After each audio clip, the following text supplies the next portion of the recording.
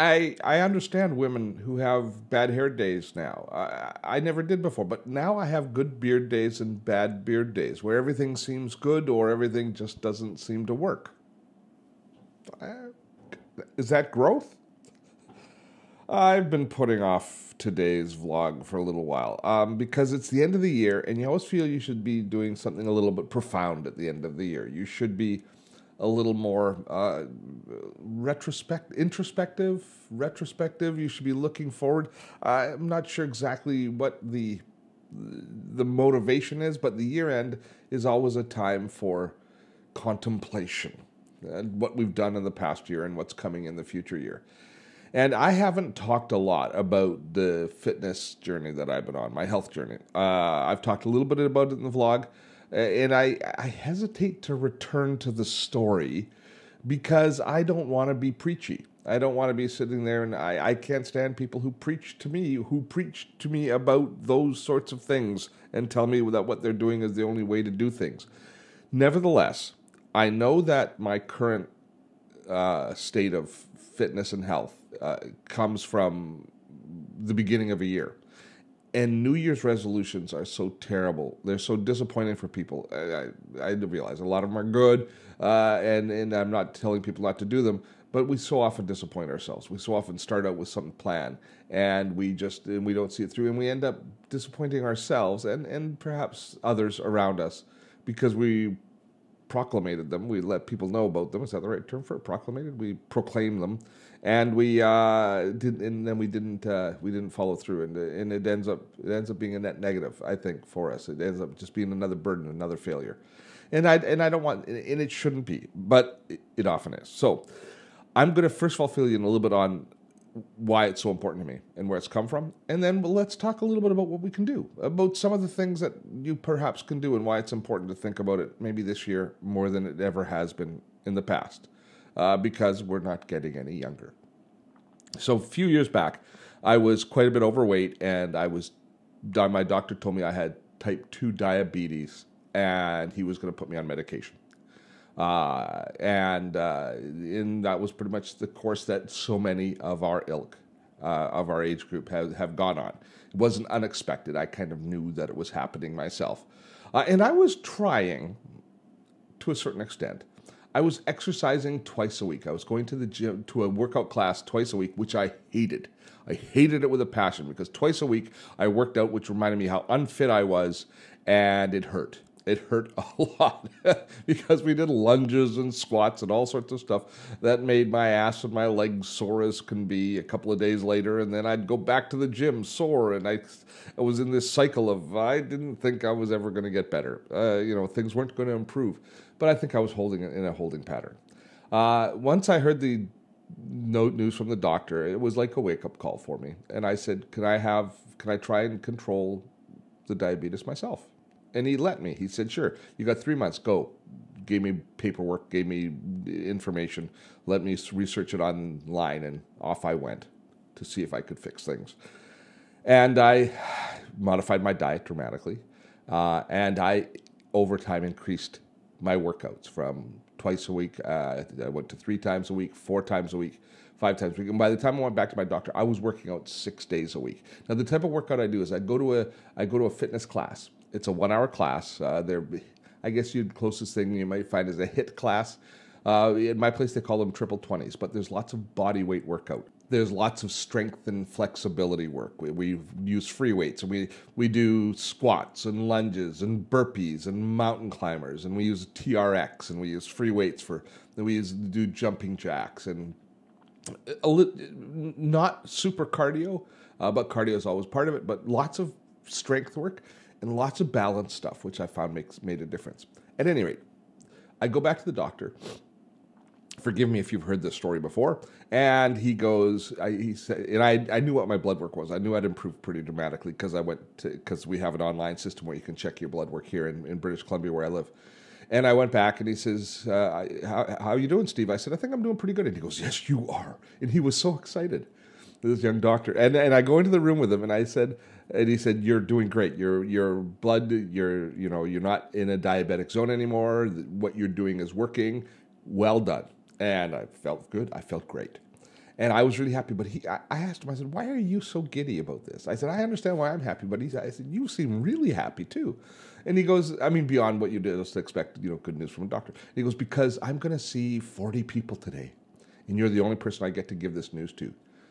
So few of us take responsibility for our health. And we let medicine, we let drugs take over for us. And then we've chosen a fork in the road that now medical intervention is our salvation. It's our life.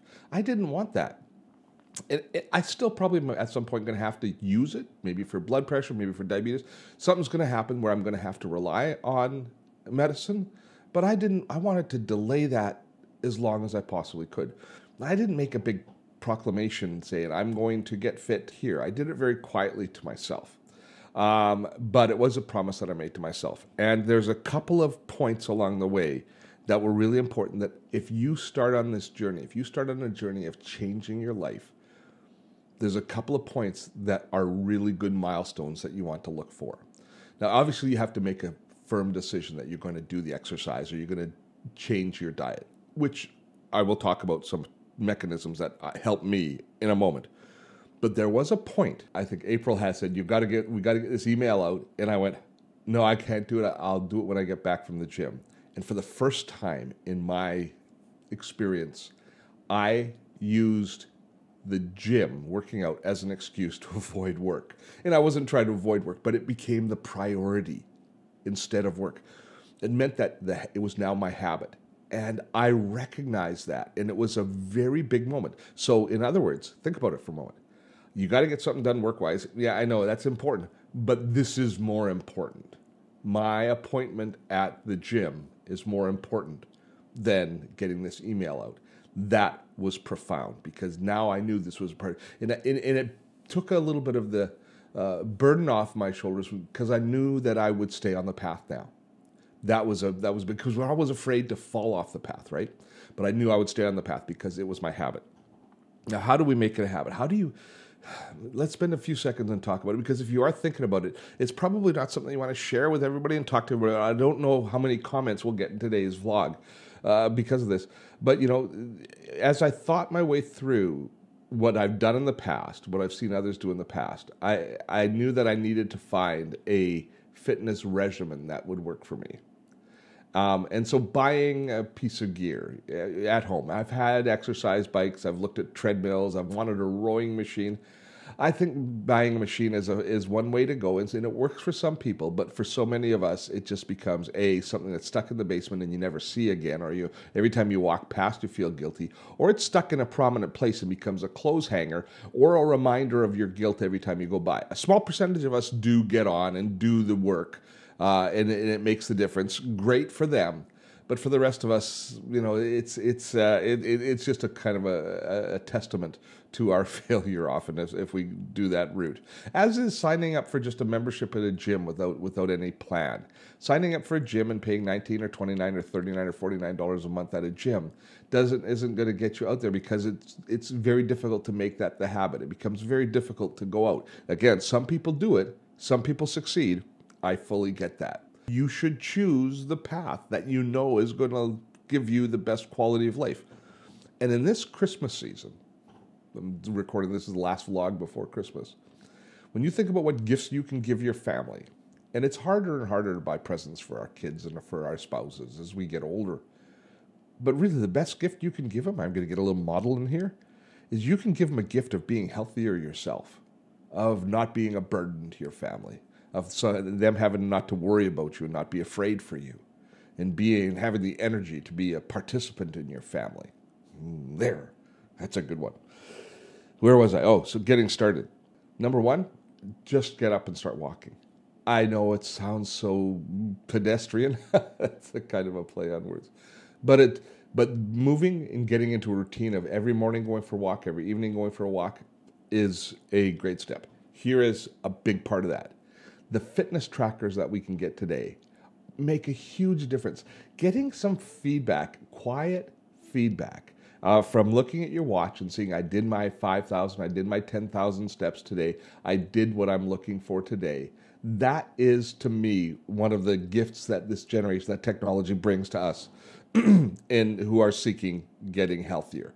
The ability to have feedback and to track our fitness is awesome for me. For me, I use the Apple app, and I don't check it every day or anything like that. But when I do when you open up the activity app, you can see how often you've worked out because all of the rings are closed. So you see here, there's days that I missed. There's actually days that I was sick or that days I forgot to wear my watch. But I now work out. I've changed from 6 days a week to 5 days a week, just because I feel I need a little bit more recovery time, and it's working for me. This time frame is working for me. Which is another note. One size does not fit all. You have to develop your own system that works for you. But having the feedback of the watch tracking what we're doing has made a huge difference for me, and it makes it far easier for me. It's just keeping score. It gamifies the entire process. So I was talking about what you can do, and I said walking is one thing, but finding a fitness routine that makes sense to you, whether it's doing it at home, as I say, I think is a really difficult thing. For me, finding the class that I go to, that it's at a gym where they do these classes, that's become a social activity for me as well. You get to know the same people by going back. And your local community center has HIIT classes, or they have spin classes, or they have step classes. They have different types of classes that you can sign up for. And I would sign up for a package, and I would go regularly, get to know the instructor, and make that routine become a fixture. When I show up at the gym, people say, if I change my time from the class that I'm in, people say, "Where's Steve?" Because they expect to see me there. When I'm traveling, they go, "Where were you?" They notice when you're not there. That's what you want to look for. I think that social interaction part of it is a big part of it for me, because people expect me to be there, and I expect to see them, and I like seeing them. And at the beginning, it was a negative because I was embarrassed by the shape I was in and how unfit I was and how I thought everybody would laugh at me.